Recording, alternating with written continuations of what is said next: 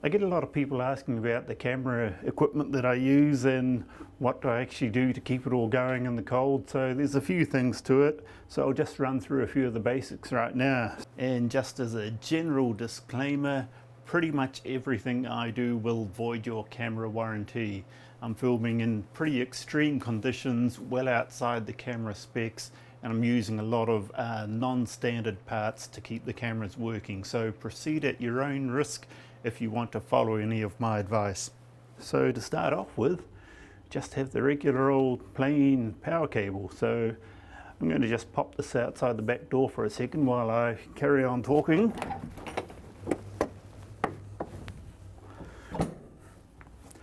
Right, you'll see why in a minute. So to power the cameras, big problem most cameras have is just the batteries freezing in the cold. So what happens is your normal internal battery is rated at about 7.5 volts. When it's fully charged, it might be up around 7.8 volts, depending on the specific camera in question. And when it gets down to about 6.8 volts, the camera thinks the battery's flat.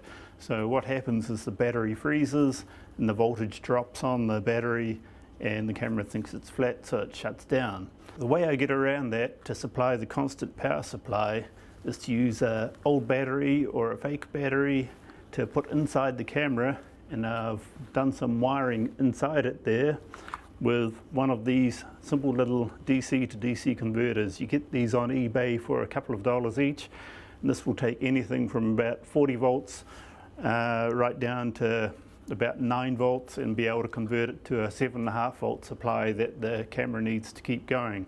So by using a 12 volt battery, it doesn't matter if the battery freezes a bit and the voltage drops down to say 11 volts, it's still going to be able to put out 7.5 volts through the converter, and that'll keep the camera happy and keep the camera going. Generally speaking, the electronics in the camera seem to be fine down to about -40 or so. Beyond that, it's a bit variable from one brand to another. I'll only bother with heating cameras or insulating them if the temperature is going to be below about -50 Celsius. Typically around about -60 you'll definitely start to strike some problems with shutters freezing, and just the physics of some of the electronics inside the camera can change and cause all sorts of weird things to happen. Typically I will use a 12 volt lead acid battery. It's because these are good down to -50 or so. They will keep operating a regular DSLR or video camera quite happily. The other type of battery I use quite a bit is a lithium-ion battery pack. So these in warm weather have slightly larger capacity than the heavier lead acid ones, but they're generally only reliable down to about -20 or so. You get down to about -30 and they get a little bit iffy. A lot of equipment these days will come with lithium polymer batteries like gimbal systems, and generally I found that the lithium polymer batteries are pretty horrible in the cold, and I try and avoid them wherever possible. So this is another example of things that don't really work too well in the cold. This is a handle I have for some of my camera gear, and with the plastic construction, the top support is just snapped apart and pretty much useless. So generally I will try and use things that are all metal construction, despite metal being horrible to hold on to in the cold. Another example is just some of the sports camera mounting plates, just little retainer clips snapping off because of things going brittle in the cold. And speaking of which, I'm just going to grab that power cable.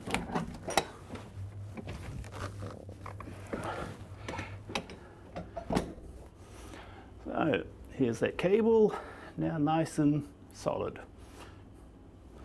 And of course, trying to move this in the cold, you see it just snaps off. So trying to maintain a usable cable that's not going to short out in the cold is, depending on the type of plastic it's made from, can be quite difficult. So if possible, I'll generally try and find cables that are made of natural rubber. Natural rubber retains its elasticity down to good -40 or so. For motion control, Pretty much all the motion control systems that you can buy commercially will have rubber drive belts or plastic cogs and drive components. So I generally build all my own from scratch, mostly off-the-shelf parts and different configurations.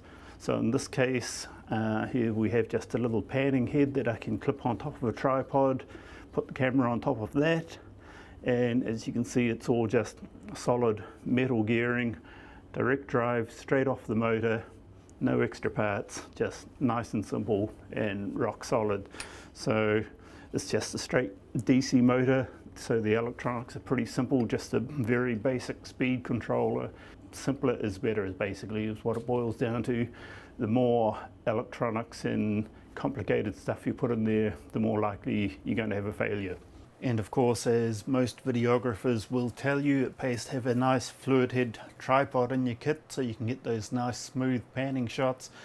But the problem in Antarctica, of course, you hit the more extreme conditions and those nice fluids inside that fluid head tripod will freeze solid, and you're basically left with a brick on top of your tripod. So this is another area where a nice panning motor head will do wonders. So here's another example of this little portable dolly rig I made up. So this is CNC linear rails with a worm drive up the middle. So once again, it's all solid metal construction. I can stand on this and it just won't move a millimeter. It's all just rock solid. We've pretty much always got wind coming up here, so a lot of your commercial systems are nice and lightweight, but they'll just be constantly shaking the camera in the wind. So something like this that is absolutely rock solid, not going to move at all, it's pretty much essential to deal with the wind here. And then of course there's the cameras themselves, and I tend to break a lot of cameras. Every year I'll go through at least a couple of cameras, and here's one I've just destroyed this year. And if you might be able to see, I'm not sure, but down in there you can see the shutters pretty much falling apart. It's a combination of things. One is just the sheer number of photos I take doing time-lapse sequences will wear out the shutter, but also in the extreme cold, the lubricants inside the camera basically turn to toffee and can really make things drag and wear out. This one lasted about 50,000 shutter activations, I think, which for the age of the camera is reasonably good for an older camera.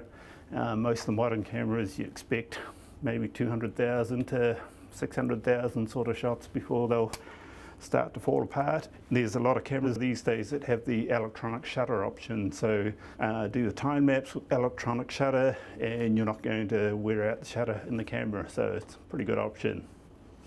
And that's about it for now. For my next video in this series, I'll be talking about the specific cameras and lenses and tripod combinations that I've found that have worked well in the cold, and what to look for if you're wanting to buy a camera yourself, and a few more tricks and tips for photos and videos in the extreme cold. Hopefully some of this was actually entertaining or maybe even useful for you if you're planning a trip to cold places. Thanks for watching.